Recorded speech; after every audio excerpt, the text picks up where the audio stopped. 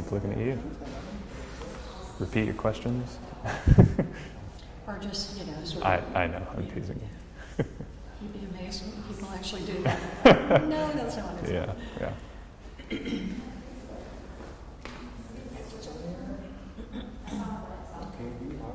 Okay, say and spell your name. Cade Bradshaw, Cade Bradshw. And your title. I'm Cade Bradshaw, and I'm an artist. All right, now I want you to say that same thing. I'm Cade Bradshaw, and I'm an artist, and my works are on display here at Trinity. I'm Cade Bradshaw, I'm an artist, and my work is here on display at Trinity. You threw sugar up in the air and photographed it. How'd you think of it, and what made you think of it? I think really well on long drives, and I'm pretty sure that I came up with this on my way to Houston. I thought it would look really beautiful. I was working on a project about clouds at the time, and I was thinking about clouds of dust and how those form shapes, and I thought, wow, white on black, sugar at night, that'd be really compelling. So. Unless somebody thinks that you went out in the backyard and 2 or 3 times threw that sugar up, how many times did it take you? I have about 350 or 400 images, and we wound up with 8 selections. So you're looking at those images, all right, and they've got to look somewhat the same but different. Sure. How are you looking at how it's composed within the frame of the photograph, or what's making you choose those 8? Yes. Composition within the frame of the photograph is important. Contrast and form within that composition is sort of secondary. So seeing the kind of massing of sugar in the right proportions and something that's satisfying to the eye after kind of making that first composition test is good.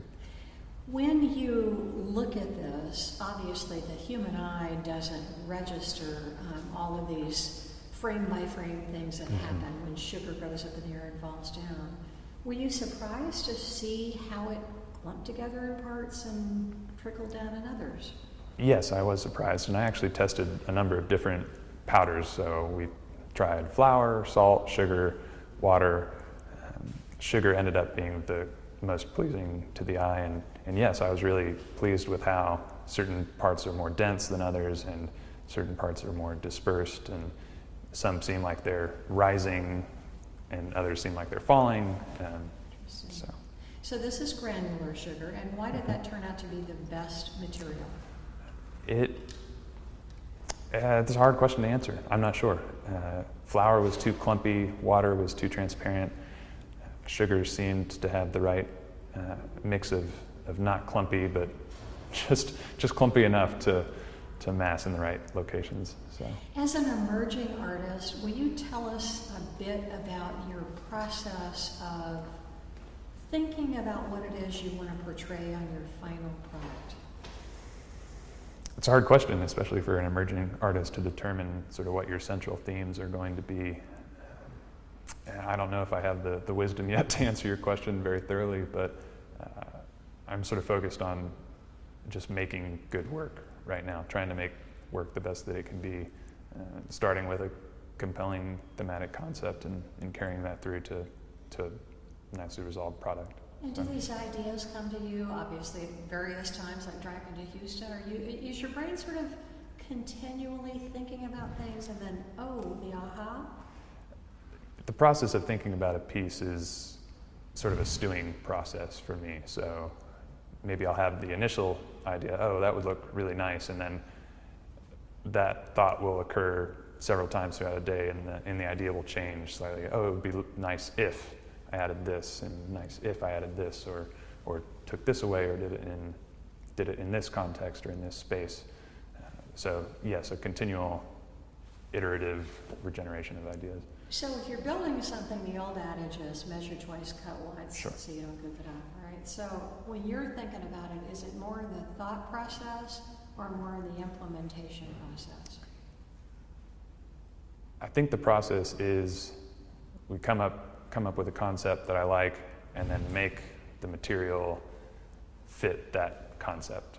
So initially it's a series of ideas, and there can be many pieces of that, and then at the end it's measure twice, cut once, make sure this is done right, execute it well.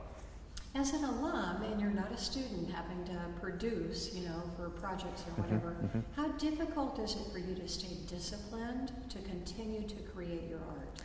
It's difficult, and I have sort of set up my life in a way where I have that time, and I have those sort of moments just to think about art or just to work on my projects. So there's a very intentional structure to how I think about that and how I give myself time to work.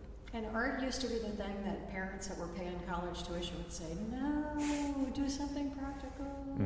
So think about this practically and pragmatically. Where do you want to be with your artwork in terms of making a living, say, in 10 years? Sure. In terms of making a living in the next 5 to 10 years, I want to be showing at galleries nationally, internationally, and producing public commissions, being in the collections of cities. That's a fairly ambitious goal for the next 10 years, but that is the way to make money doing art. Not the way, there are obviously many ways, but good representation in galleries around the country and a set of commission work is the ultimate goal. And flipping the coin, what is the emotional attraction to creating artwork for you? The emotional attraction to creating artwork it's what I do. There's not really another option. I have a good friend who says, you're an artist, you're going to make art. That's it, that's the end. So. Beautiful. All right. You did a great job.